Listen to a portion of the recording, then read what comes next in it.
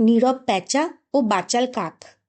এক গভীর জঙ্গলে একটি বড় বটগাছ ছিল। সেই গাছেই থাকতো দুই পাখি, একটি কাক আর একটি প্যাঁচা। কাকটি ছিল খুব বাচাল। সে সারাক্ষণ কথা বলতো, নিজের বুদ্ধির গল্প করত, আর সবাইকে দেখাতে চাইতো যে সে কত চালাক। কাক প্রায়ই বলতো, এই জঙ্গলে আমার মতো বুদ্ধিমান কেউ নেই, আমি সব জানি, সব বুঝি। আর প্যাঁচা, সে খুব চুপচাপ থাকতো, অল্প কথা বলতো, বেশি শুনতো। অন্য পাখিরা কখনো কখনো তাকে নিয়ে হাসতো, এই প্যাঁচাটা এত চুপচাপ কেন, নিশ্চয়ই কিছু জানে না। প্যাঁচা এইসব শুনেও কিছু বলতো না। সে শুধু চারপাশ ভালো করে দেখতো আর মনে মনে ভাবতো। একদিন সকালে জঙ্গলে হঠাৎ অদ্ভুত শব্দ শোনা গেল। একজন শিকারী জঙ্গলে ঢুকেছে।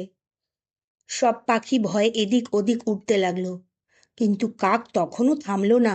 সে জোরে জোরে চিৎকার করে বলতে লাগলো, আমি খুব চালাক, আমাকে কেউ ধরতে পারবে না। তার চেঁচামেচিতে পুরো জঙ্গল মুখর হয়ে উঠল। শিকারী দূর থেকেই শব্দ শুনে বুঝে গেল এই দিকেই পাখি আছে। অন্যদিকে প্যাঁচা কি করলো জানো? সে একটাও শব্দ করলো না।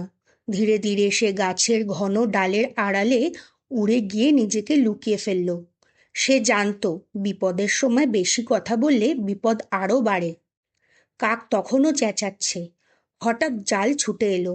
শিকারী সহজেই কাকটাকে ধরে ফেলল। কিছুক্ষণ পর যখন সব শান্ত হলো, প্যাঁচা নিরাপদে বেরিয়ে এলো। সে দুঃখের সঙ্গে বলল, বুদ্ধি দেখানোর সময় নয়, বুদ্ধি ব্যবহার করার সময়ই আসল। অন্য পাখিরা তখন বুঝল, চুপ থাকা মানেই দুর্বল হওয়া নয়, নীরবতাই অনেক সময় সবচেয়ে বড় শক্তি। নীতি শিক্ষা, বুদ্ধিমান মানুষ কথা কম বলে, কাজ বেশি করে। ছোট বন্ধুরা ও আমার চ্যানেলটির সকল শুভাকাঙ্ক্ষীদের কাছে অনুরোধ যে আরও ভালো ভালো নীতিশিক্ষামূলক গল্পগুলি শুনতে মনমিতালি চ্যানেলটি সাবস্ক্রাইব করো। প্রতিদিন আরও ভালো ভালো গল্প শুনতে তোমাদের সঙ্গে থাকা খুবই প্রয়োজনীয়। তাই মনমিতালি চ্যানেলটিতে লাইক, শেয়ার, কমেন্ট করে তোমাদের মতামত অবশ্যই জানাও। ধন্যবাদ।